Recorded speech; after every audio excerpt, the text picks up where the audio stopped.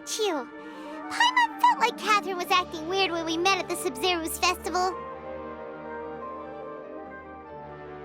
And Dunyarzad, did you save her? It's a really long story. We shouldn't disturb her. Her consciousness is still weakened. Let's chat somewhere else. How about by the Traveler's favorite bench?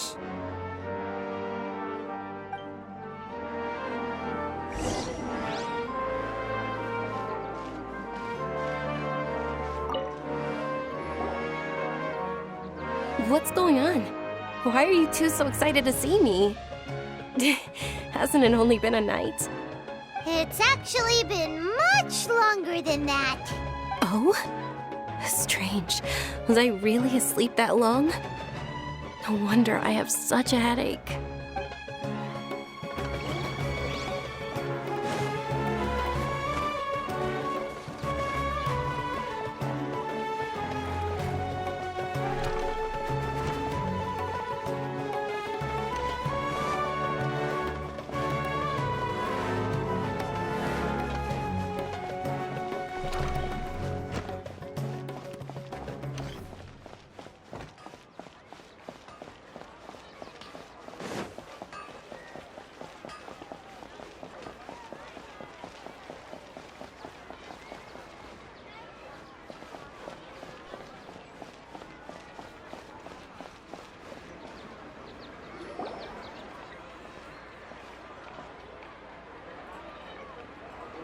Let's talk about Dunyarzad first. It's such a relief that she's all right. After we parted on the last day of the Sabzeruz festival, I left the city and saw what the Traveler had described. Among the countless dreams, I found one that was growing fainter and fainter. This proved my suspicion. Once Dunyarzad could no longer bear the Akasha harvesting her dreams, her consciousness began to dissipate. But this also meant it escaped the Akasha's control.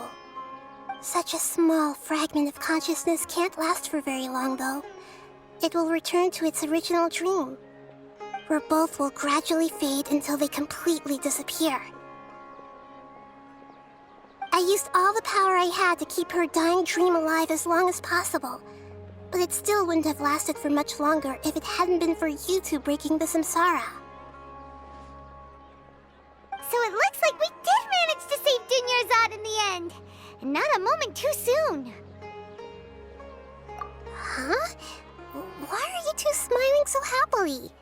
I thought you'd be so moved that you'd start crying. I need to spend more time observing human emotions. Both are fine. Everyone reacts differently. All right. You two must have a lot of other questions for me, right? After all, you saved my faithful believer. As your reward, I will answer any and all questions. To be accurate, I'm using the Akasha as a medium to occupy Catherine's consciousness. How did you do that? Poor Catherine.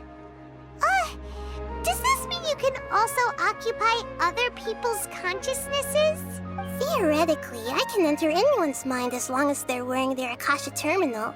The Akasha is the legacy of Greater Lord Rukkhadevata. As Lesser Lord Kusanali and the first Akasha terminal, my consciousness has always been linked to the Akasha. I've always respected my people's free will, so I've never actually occupied their consciousness.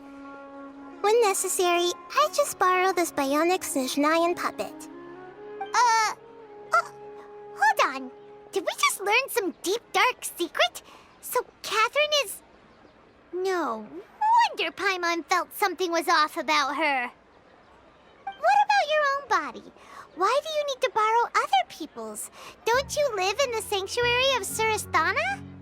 That story begins a long time ago. After Greater Lord Rukkhadevata disappeared, the sages found my newly born self and took me back to Sumeru. At that time, I was young and weak. The sages kept me in the sanctuary of Surasthana, ostensibly for the sake of protecting me. But I've hardly heard from them since.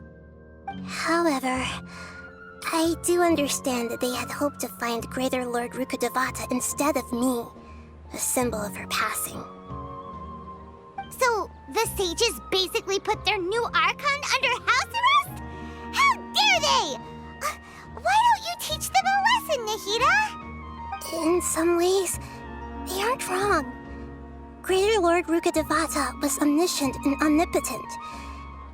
Even after her death, the Akasha is still empowering this nation. And I'm still really far away from being able to call myself the God of Wisdom. Moreover, the Academia is also more proficient at governing this country. My existence has little meaning. Yeah, you got a lot of believers. Just look at the Sabzeruz festival. Everyone who showed up truly loves you. Thank you for the kind words. But I honestly don't need physical freedom as long as I can connect my consciousness to the Akasha. Trying to find a way to save Irminsul is my life's mission and top priority. I will work on that, and try to live up to being a deity in the meantime. Every once in a while, I will also take up the duties of the God of Wisdom and enlighten a lost soul here and there. Doing all that should be enough.